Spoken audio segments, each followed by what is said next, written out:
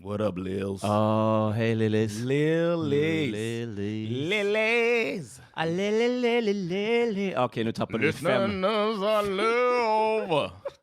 How to lose 10 patrons in 50 days. Who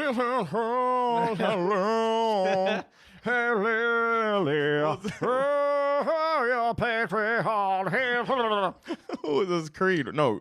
Eddie Vedder. Eddie Vedder. Yeah, but it's Creed also. Creed härmade ju den, så det var liksom... With arms wide open, listen, I'm love. Det är lite som att man kan se en häst framför sig, eller hur?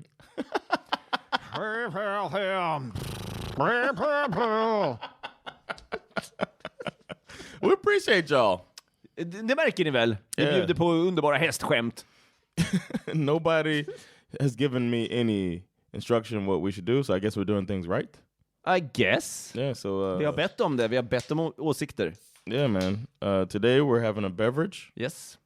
Cheers. Det är inte varje gång man dricker beverage. Yeah, hopefully you're having one with us. This is your chance to pause. Get Go your get a beverage beer. and join us. Vi gör så här varje gång vi har en dryck. Det var det samma sak med snapsen. Everybody pause. Gå och hämta en snaps. Yeah. I wonder if anybody did it. Let us know something. Eller hur? Man, it's so one-sided. All den här tystnaden. The best thing is that we have each other. And, Ja, det är det. And I'm going to be telling you a story. I love it when you do your thing. It's always fun. And this should be fun. Ja, det är kul. För vi tar ju vi brukar spela in 2 åt gången. Och vi brukar börja med min. För att jag har sån scenskräck. Och jag vill What was it that had Evertorb? Evertorb, ja. Jag brukar I'm gonna get you out of the booth. Ja. Kom nu, Erik. Jag vill inte. Yeah, but yeah, we appreciate y'all. Can't say it enough. And waiting for y'all. Let us know what you want to do. You get first dibs too if you send us some suggestions. Ja. We'll put it before all of the other thousands of suggestions that we get. Vi drunknar i brev. Yeah. So, should we bring in the fills? I guess. Let's bring in the motherfucking... Vi gör det. Fucking idiot losers. Välkomna till Teach Me Sweden. Det här är en svensk historiepodcast med ett stänk av humor. För det är 2 komiker som försöker lära varandra svensk historia. Jag heter Erik Broström. And I'm Jonathan Rollins. And in this episode, I'll be teaching Erik a little story about 13 living items. Som inte vågar gå och lägga sig för då kommer Freddy Krueger. This is a nightmare on Almstriden. Stay tuned. Nej, det är fel film. Förlåt.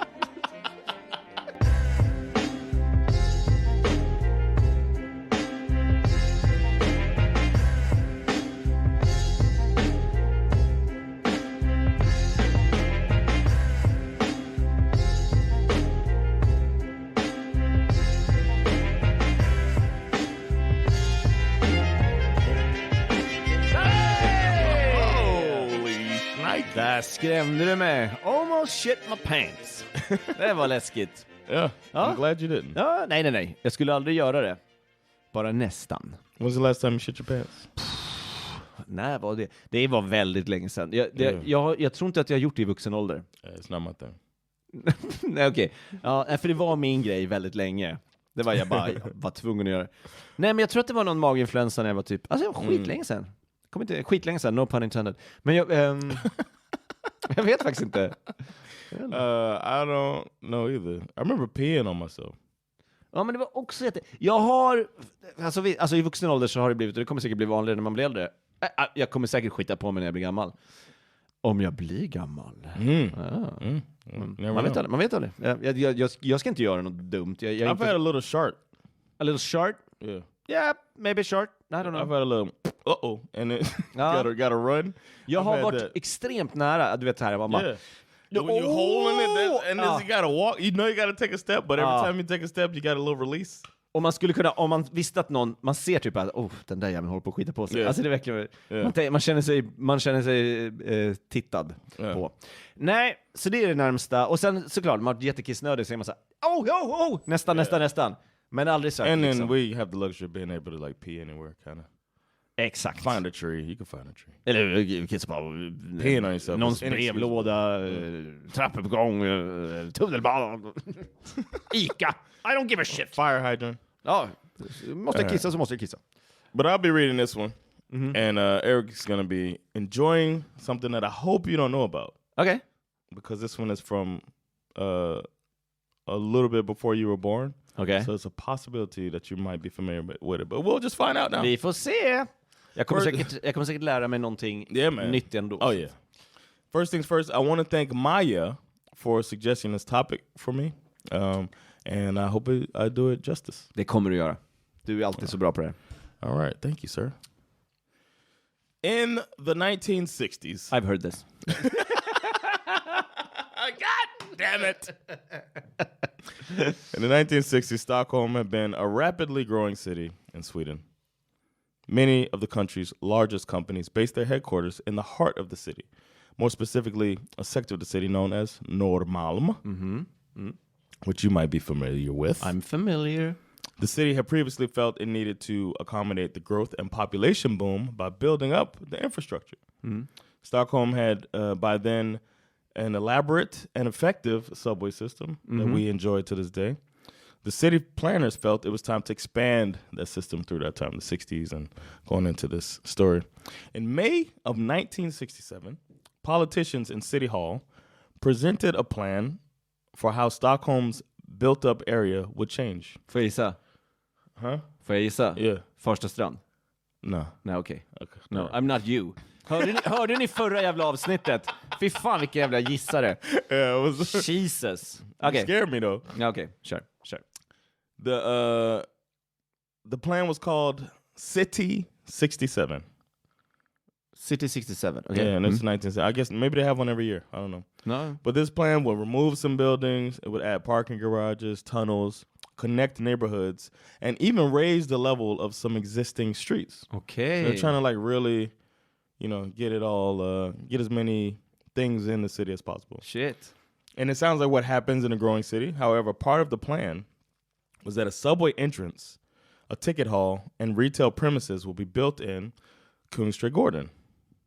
And that's no big deal, right? Shit happens. You know? However, another part of the plan was there were 13 Scots Elms, which is called Almstriden. There was 13 of these trees that were on the site, and they needed to be destroyed in order to build up. That was part of the plan. Was to take 13 almar måste ryka från... Yeah, it's like it's part of this is Kungsträdgården. It's like we gotta get this thing. Yeah. And it just that was the plan to make and that was gonna be for the shop premises and this entrance to Kungsträdgården. Yeah. Stockholm citizens at the time, they weren't that active in city matters back then. People pretty much trusted the government to govern. Fucking idiots. Skojar bara. They're going, det funkar. Ja, det här ser bra ut. People, plus, as you can recall from episode 3 of this very podcast about traffic on the right-hand side, right? The government will make a decision to do something even if 83% of the public were against it. And I think the fact that happened made people just like... Säkert. What will be, will be. Och det var det samma år? 67? Var det? Som de bytte till... I was around there, yeah. Jag tror det var högertrafik 67, jag tror det. Shit, de gjorde många. In 1970, some construction workers discovered a crack in the subway system. And it was right near those trees I talked about. Okay. In Kungsträdgården. And they said, it's too big of an undertaking to repair the tracks, so they could revamp the plans and move that entrance to here instead of like the shopping stuff. Okay. So let's put an entrance right there. Take that so they don't have to do repairs. They just basically blow that shit up, cut the trees down, and put the entrance there. Boom. And they're like, we're going to take the trees out anyway, so let's just fucking do it now instead of doing it down the line. Enter a little group called Alternativ Stad. Det låter som fanatiker av något slag. Så fort det är alternativ innan. But the Alternativ Stad was an environmental-ish group. Okay. But they also wanted to kind of basically integration of the city and they began their work in 1969, so this is right then, and they focused on issues related to the environment and in traffic and the city and stuff like that. So this case was kind of perfect for them. Ja, visst. De bara, inte en enda alm till. There's ways around it. There's alternativer. The city of Stockholm on its own had begun an advertising campaign to help mold the public opinion on the matter. Hur då? På vilket sätt? Alltså... I looked for ads. I really wanted to find out what type of ads they had. Because I don't think the commercials are good anyway here. Nej, verkligen inte. So imagine a commercial is trying to get in the 1960s to say, hey, vi ska bygga upp Kungsträdgården. Men först måste vi ta ner de jävla älmarna. Ta ner älmarna nästa år. Like, what's the thing supposed to be? But their hope was that the citizens would see the benefit of the subway system stretching to Kungsträdgården. Yeah. And they're like, oh, this is cool. Så det här är egentligen bara också för att bygga ut en station i princip. This part with the trees and all of that. And not just that, but like, you know, every subway station basically has like a tiny little hub around it. You know what I mean? Yeah. There's like a lot of them have a centrum and they'll have like shops, and then they had, so they kind of want to build up the city a little bit more, right? Sure. And I read at the time, I don't know if I kept that in there, but at the time it was like residential stuff that they had already taken away. Mm-hmm. And like in order to make room for like streets and like office buildings and stuff like that. Det som nu är Kungsträdgården alltså. Det var massa hus. The whole Norrmalm had gone through like Norrmalm had gone through a big change. Just det. Since the 1940s. So then they bring in the parks manager at the time, or like the city manager. I forget what it was called in Swedish, but it's basically like the trädgårdsmästare, I think it was. Okay, yeah, the gardener. His name is Holger Blom. Holger Blom? And he's a gardener? And he had the job from 1938 until the 70s. Just that's his one thing is Mr. Blom. Pappa, vad ska jag bli när jag blir stor? Jag vet inte, vad vill du vara?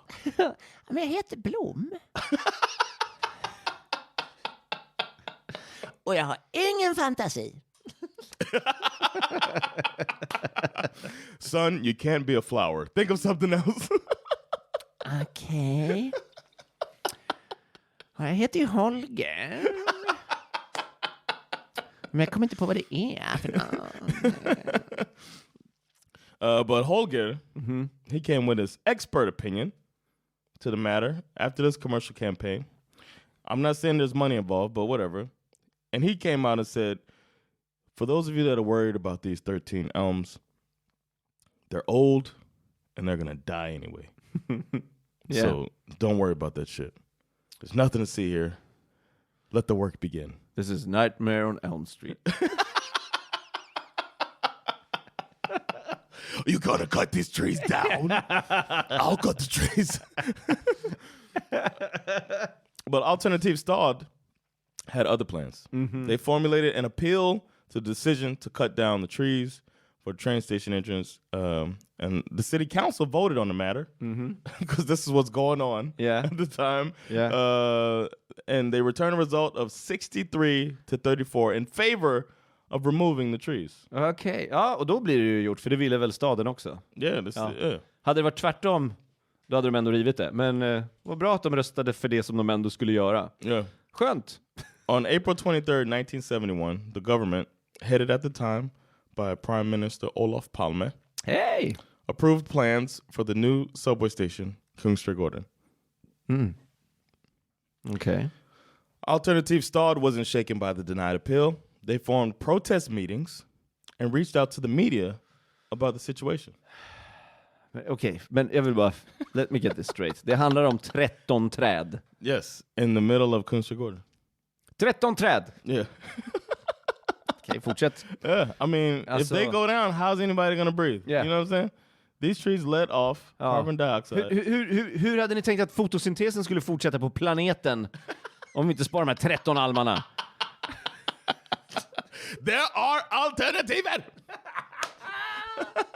Why does his right hand keep going up like that? Okay, why can't the subway station be in space? Have you thought about that? If you ever thought about that, there's nothing to talk about. Det finns inga almar på månen. Där kan det vara. So they another thing they did, they prepared a telephone chain. Okay. So the people who they enlisted people to join this telephone chain. It's like, if you want to protest, this is some bullshit. There's 13 fucking trees in Kungsträdgården. We got to protect them, and they're gonna be destroyed. And if you want to protect them, then you sign up on this list. And then since you sign up on the list, then you get a specific group of people that you can call. And then they call a specific group of people that they're supposed to call. And this whole chain of people immediately goes to the trees to protect them. Okay. This was the chain that they came up with. Ja. Ja, det fanns ju inte internet så att... Yeah. So this is what they would do when it was time to go to Kungsträdgården. Okej, hur många dök upp? And this was to be a quick way to gather a lot of people to protest at the same time and make their voices be heard. The Elm dispute wasn't really just about the Elms. And it wasn't just the members of Alternativ Stad who wanted them to stay. Okej, det fanns ett sentimentalt skäl kanske. Jag vet inte. Many members of the public were dissatisfied with the urban planning in Stockholm at this time. Aha, så det här, så det blev en symbol för någonting annat. For about 15 years, large parts of the inner city had been demolished to make way for modern houses, car traffic, and the subway. This applied above all to the Klara Kvarteren at Nordmalm. Areas full of narrow streets and old houses, some of them from the 17th century. Ja, det är coolt. And that area was considered unhygienic and unfashionable by the current government. So the city government said they wanted to create a cleaner, airier, and brighter city that many people could work in. Therefore, many houses in the inner city were replaced with office buildings, parking garages, and high-rises. Okej, det tycker jag inte om. Jag är för alternativ stad där. Okay. Yeah. Jag gillar gamla hus. Yeah, Tänk exactly. mig ett coolt gammalt kvarter. Imagine if Gamla Stan was a fucking business district. Fy fan. So many Stockholmers thought the new buildings and all the car traffic made the inner city monotonous, inhospitable, and ugly. Dissatisfaction with the Norrmalmsregleringen, as the process was officially called, had been simmering for several years. For many, the threat to the Elms was the final straw. The Elms also became, as you said, a symbol of the environmental movement, which was emerging during this time. So now it's a little bigger than just 13 trees. Right. So now we have sort of an awakening. Alternativ Stad, environmental activists, and regular citizens all have beef with this City 67 plan, and in some way, the changes to the city. However, they now had something tangible to focus on in order to determine their own progress. Right. And that thing is these Scots Elm trees. The trees now symbolize the people taking back control. The politicians decided that the elms will be cut down on May 12th, 1971, in the middle of the night. Well, fuck the people. In the middle of the night. In the middle of the night. They thought... So it was Nightmare on Elm Street. We're gonna cut them down while everybody's asleep. I'll handle 2 elms are cut for you. 3, 4, never here before. They're not here no more. They're not here no more. 5, 6. Chop them up to sticks. 7, 8, you will be too late. Exactly. Underbart. There were the reasoning that the city came up with was there's not that many people there at night, you know what I mean? So that's why we're going to just come in the middle of the night, cut them down, so there's not people in the way. We don't want to disturb people. Chainsaw. Yeah. They said they do it in secret. They were like, we're going to do this and we'll just keep it to ourselves. Shady regering alltså.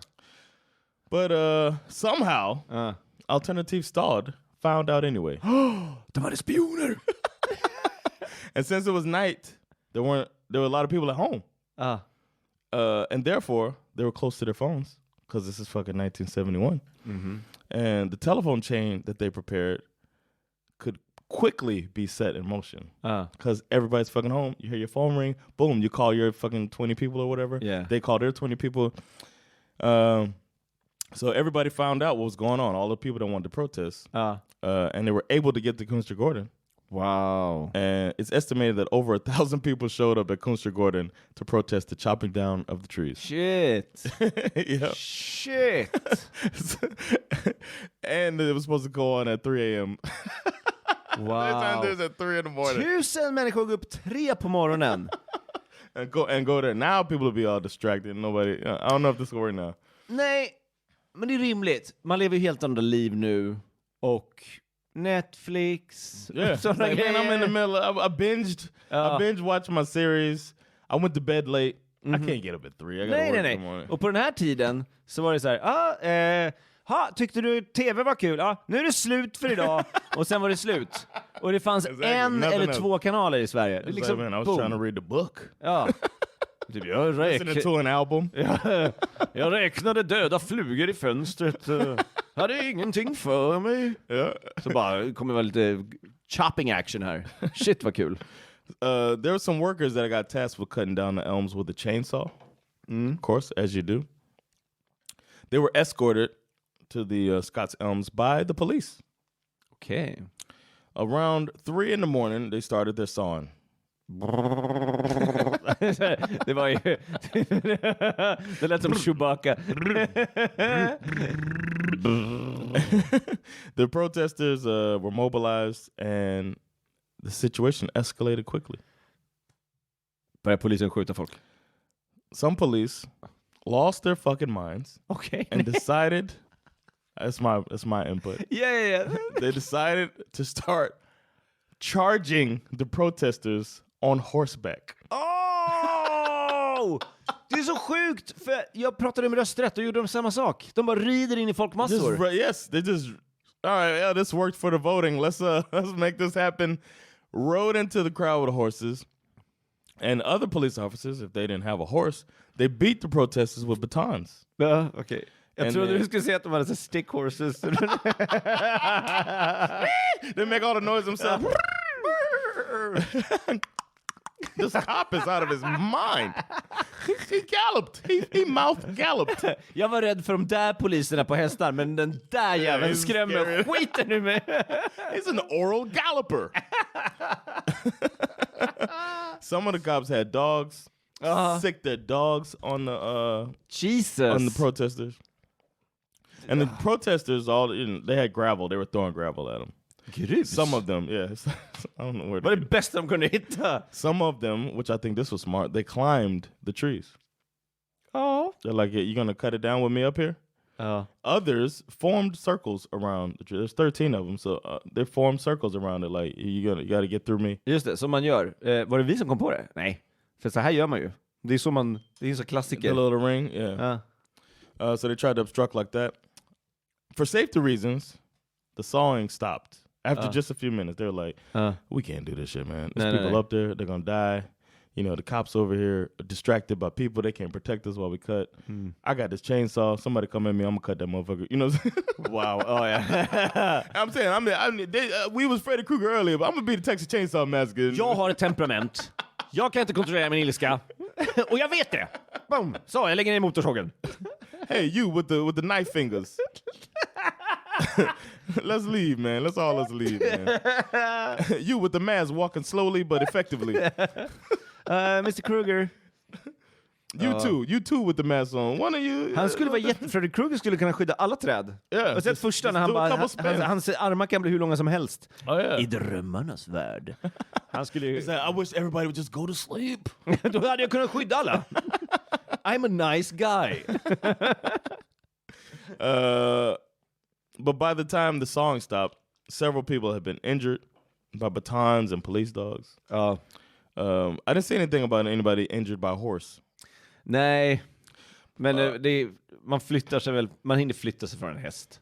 4 elms had been damaged by the saws, but none of them had were fully cut down. Okay, they just didn't have time. The workers didn't do it. Nej.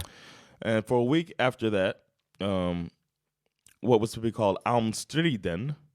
Almstriden? Yeah, it was like a protest that lasted for a full week. Okay, just for like protested this situation. Yeah, and the alternative Stad was celebrating that they had saved these elms. Famous artists came out and performed in Kungsträdgården. hundreds of thousands of people came to see the elms. Wow. Once they got heard a word of the situation. It was all on the news, SVT and all. Det är typ alla som bor i Stockholm i det här läget. Eller ja, nej, det är väl några miljoner. And on June 13, 1971, the governing politicians announced that the elms would be allowed to remain over the summer and the winter. And this meant in practice that the elms would not be chopped down. På ett år. Yeah.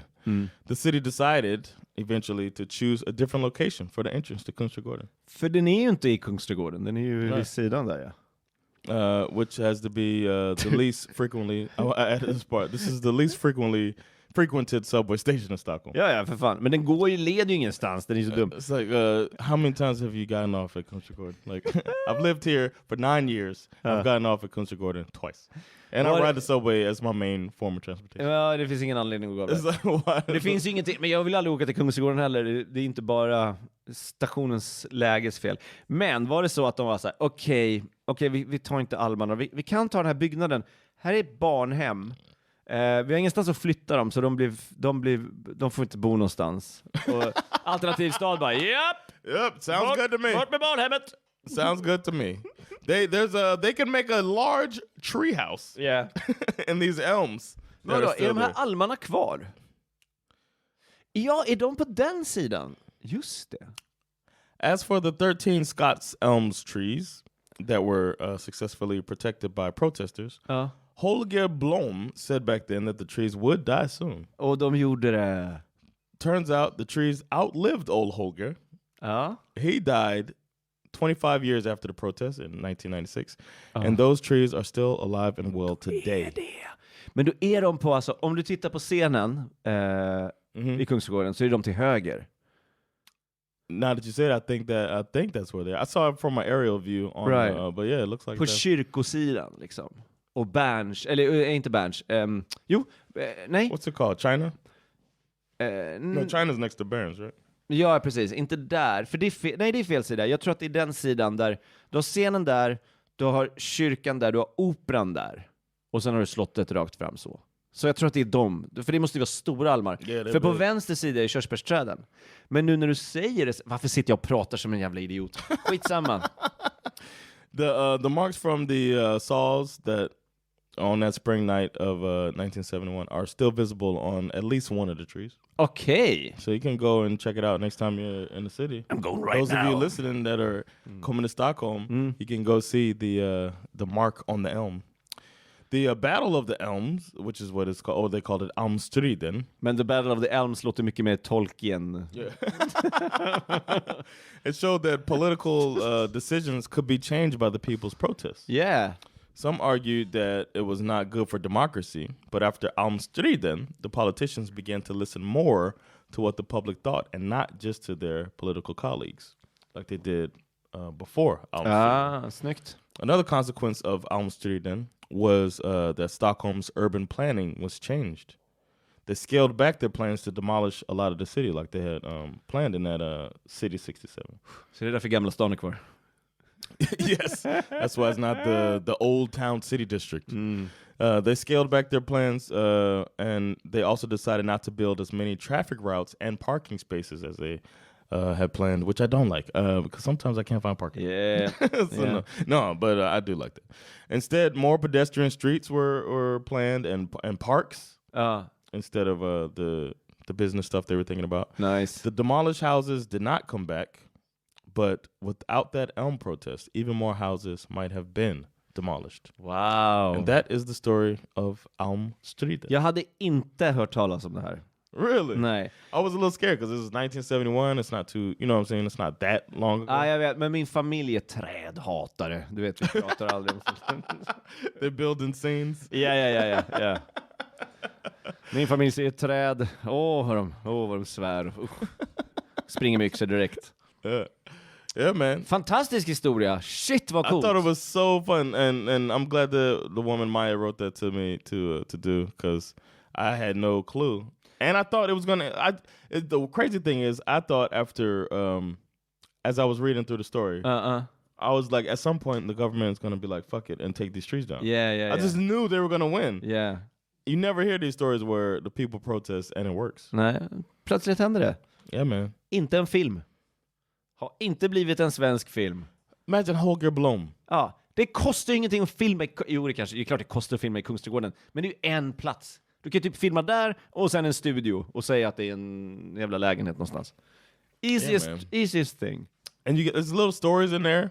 You can have some couple that meets and then, you know, a couple love stories in there. Mm-hmm. Somebody who's against it and then they get turned at some point and go and then they have this main scene where they fight off a cop from hurting her and then they get together forever. Och så är det någon som är så här motorsågsmänniska som man har målat upp honom som värsta idioten, du vet. Yeah. Och sen är han typ så här, I can't do it. We can't do it! You know what? Let's get out of here. Let's go, man! It's winking. It's not safe for the people. And he walks off and throws a grenade, and the grenade explodes, and then he just walks slowly. Now we're talking. Yeah, there's no special effects needed. Nej. There's not even a CGI tree. Eller hur? Gör en Hollywood-version av det funkar ju. Kan ha vem som helst. It's so dumb. Vem som helst kan ha Bruce Willis. I think this could be a movie. It could be like especially with a small budget. You could pull this off. Ja, men Almstriden, jag vill ha en stor. Olaf Palme in it. The battle of the Elms has begun. Gandalf is there. Who's that flying on a broom? The Elms stays. All right. Thank y'all for checking this episode out of Underbart. Teach Me Sweden. This was Almstriden. Underbart It avsnitt. was a fun one. I love it. Do like Maya. Send it in, man. teachmesweden@gmail.com. In Swedish if you want Erik to read it. And in English if you want me to read it. And that doesn't mean do the research. Just tell the story. She wrote to me Almstriden in 1971 and I had to do the work and it was fun. Eller hur? Vi behöver inte mycket. Bara ett ämne, en liten länk, en kort beskrivning, en uppsats. Helst C. References. Skicka in referenser, okej. Och vi kan inte faktagranska, så att vi bränner era namn ifall ni får någonting. Men gör det. Det är rätt. And you can support patreon.com/teachmesweden. Exakt. För bara 5 000 i månaden. Not selling it. Yeah, and then we're good. All right. It's been Teach Me Sweden. It's Jonathan Rollins. Erik Broström. Teaching you Sweden. We'll catch y'all next time. Fred.